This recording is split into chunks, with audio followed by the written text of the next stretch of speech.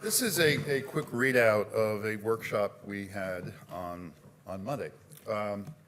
And I always forget the name of it, and then people will come up with variations for different. So the official name here is Emulating the Apollo Space Program for Quantum Computing, and then the workshop. Another name for it is Why Quantum Computing Needs an Apollo Program. And the idea was to pick some large program that would span many different companies, would take a fair amount of time, and to try to draw some comparisons with what is actually going to be happening with quantum. Sometimes you get the idea that people say, you know, look at my 4 qubits, on Tuesday I'm going to be folding proteins. Well, it's a little bit more complicated than just that. The idea of this, I first started talking out loud about this at another conference in DC in April. That was very short. And so in talking to the organizers here, we decided we would expand it, and ultimately it ended up being about 2 hours. And I'll show you the 3 panels we had. First of all, I do want to thank Sarah with Quantum World Congress for all the graphics. On Friday night, she gave me 12 of them. So on LinkedIn, I just kept putting them up, and I felt maybe I was over-advertising the workshop, but they were all so interesting. Now, this is not actually, of course, what an Apollo spacecraft looks like, but if you were a child and you were really into science fiction many years ago, you might hear stories of, hey, I'm going to build a spaceship in my backyard, and I'm going to go to the moon, right? And sometimes it seems a little bit like quantum is like that, because people are very specialized, and they're focused on their technology, but they don't know about everything else that's required, because a lot of the start, and it's appropriate, they're prototypes, right? And certainly when they form companies, you know, business is non-trivial, raising money is non-trivial. Many physicists, I'm sure, would love to do HR all day long, right? So there are other things that are required, and this is the point of trying to show with a large program like Apollo how different things have to come into it. Now, I did take great pains to say this is just an example. I know this was fundamentally US-based. There are other ones, but it's familiar to a lot of people, and plus people like rockets, okay? So this is the idea. Now, by the way, when they were thinking about how to actually land on the moon, there was this proposal that you would more or less take a rocket, launch it from Earth, aim at the moon, right? And with part of that, a 90-foot tall rocket, turn around and land it. You know, you'd have your fins, you know, like this. You'd go outside, you'd look around the moon and say, this is great, do your exploring, and you'd go back in your rocket and land somehow on Earth. Until they kind of figured that, well, maybe putting this 90-foot tall thing landing on the moon, more likely it would go like this, right? It would fall over and so forth. There were many, many, many surprises. There was a lot of science that needed to be worked out. So anybody who tells you, as I heard someone say 5 years ago, quantum computing, it's just all engineering from here on out. No, that is not true. There's science we don't even know yet we're going to have to figure out, and then, of course, engineer and implement it. Okay, so the target here for folks, and we've heard this, is this notion of practical quantum advantage. And I abhor the term quantum supremacy for so many reasons. And so at least something like this says, look, the goal, right, the landing on the moon, the goal is to have systems that are large enough to solve the problems that are important to society and industry, right? Yesterday, there was a lot of discussion, Kanaya mentioned it as well, this notion of science or scientific quantum advantage. That's okay, that's a subset. But I would still say we're looking for science quantum advantage and not science project quantum advantage. So really important, large problems. Milestones are wonderful, but you have to pick them. Okay, so with this, These were the three panels we had. It was three parts. So the first part was really just, and it had two parts within it, was let's just describe what happened in the 1960s with the Apollo program. There was the Mercury program, there was the Gemini program, and there was the Apollo program. Mercury, in fact, started in the late 1950s. It was sort of like, hey, there's a missile. What would happen if we put a person on top of that and launched it, right? Would he actually come back down? In the meanwhile, remember, the Cold War is going on. The competition with the Soviet Union and so forth. Turns out it was only about a month before President Kennedy announced in May of 1961 that the Bay of Pigs occurred, that Yuri Gagarin of the Soviet Union not only launched, but went into orbit. That took us a couple more years to do and things like this. So there was a tremendous, tremendous pressure because of geopolitical concerns to announce that we were going to the moon.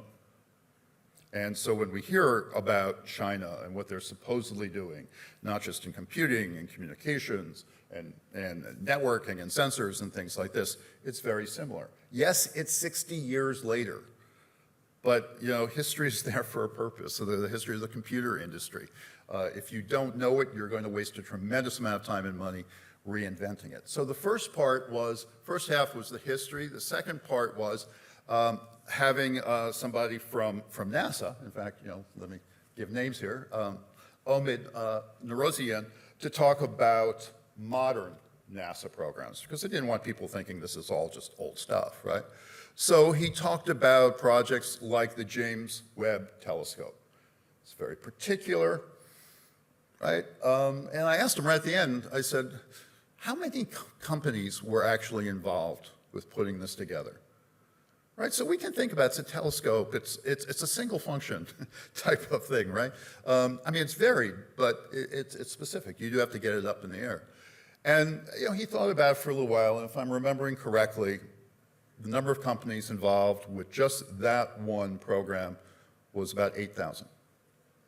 So this notion in quantum that one or two people are going to solve the whole problem and do all of this types of computation, right, is just so completely wrong.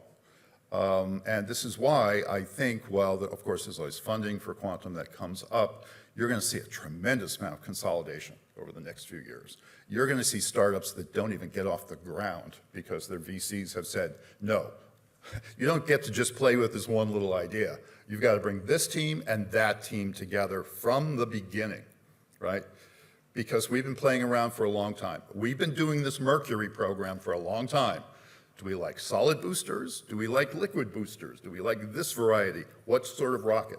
And things like this. In the second part, we then moved over to talk about the technology. And so these are all CEOs or former CEOs of startups. And the fundamental idea wasn't to say, this is where we are today and we're so proud. They should be. But to me, any sort of point measurement, this is where we are today, is contextless. Where were you tomorrow? Where are you going after? Where were you yesterday? Where are you going tomorrow, next week, and so forth? And their big question was, if there was a huge brick wall that was going to stop you from developing your technology to get to scale for quantum computing, what is that wall? And I also gave them instruction, you can't just say, I need more qubits, right? Yeah, that's a losing sort of thing. You have to go down a few levels. And so we discussed that. And so we had Carmen Palacios Becerril from New Quantum. They do quantum networking, at least starting at the very small level, QPUs to QPUs. And beyond that, Julian from Canada, they do a variety of superconducting. Nash from Quantinuum talked a lot about their work, and then Pranav Gokhale from Inflection to bring in the software side of this. And so while, as we saw a few minutes ago, that yes, there'd be a tremendous investment in hardware, we will get nowhere without great software. And it is not just application software, and it is not just control software, it is the tool chain. It is the compilers and everything like this. And You know, quantum computing is rapidly moving beyond the physics and the engineering. I would say we do lag on the computer science side of things, and it's not just yet one more quantum algorithm, one more variational scheme, right? It is honest to goodness computer science attention is what quantum computing really needs. Then the final portion were from people, and so Kanaya joined us from Quantinuum, Charles Beiruthi from former Prime, VC. Charles has very strong opinions, I know him. And then Joe Brose from IBM, a former colleague of mine. And what really came up, to kind of sum it up, was this same idea of a quantum free trade zone. So Apollo, even though I said, yes, I know I'm just talking about an American program, was absolutely filled with Canadian engineers. Turns out that Canada had canceled a huge program, an aerospace program, and all these engineers suddenly had no jobs. They killed it. They didn't just bring it down. Like, you're all fired tomorrow type of thing. And so there was this flood of Canadian engineers down that ultimately worked on Apollo. And of course, there was Werner von Braun and the German engineers in Huntsville, Alabama. But really, as has been discussed, to do this at the level of complexity, we need the supply chain, we need the people, we need the intelligence, we need the applications, we need everything. We need the money. You know, VC money, national money, regional money doesn't just sit in one place. So let me end with this by, I hope maybe correcting some terminology. The Apollo program, from when John Kennedy announced it in May of 1961 to when they landed on the moon, was 8 years and 1 month. You know, they had done some preliminary part, and there, think about the science that's actually happened with quantum. And just to fix a date, I was with IBM when they put up the first 5-qubit machine on the web. It's been 8 years and 4 months. We still don't have a working computer. We have not landed on the quantum moon.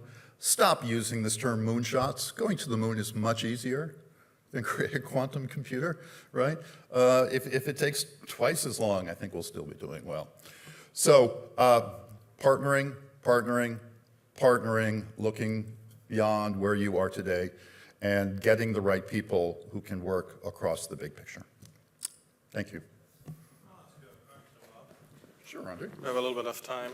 On Monday, when you presented the workshop, the Apollo program was a national program, right? And you spoke with Umid, who also mentioned the James Webb program, which is a very international program. Yes. The Quantum Apollo program.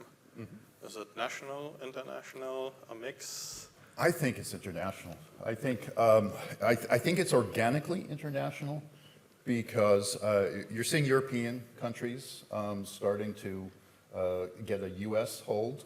New Quantum, who was a little news about me today, but joining the board, but there was also news that they are opening an office in Los Angeles, right? Orca in the U.K. is also.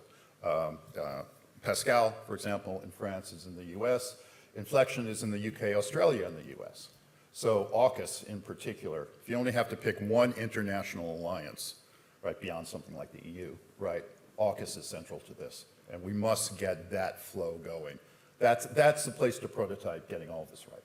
So we're taking our good friends to the quantum moon, but no more. Well, you know, they have to share our values, whatever that means, right? Isn't that the official way of saying it? Okay. Thank you, Bob. Thank you.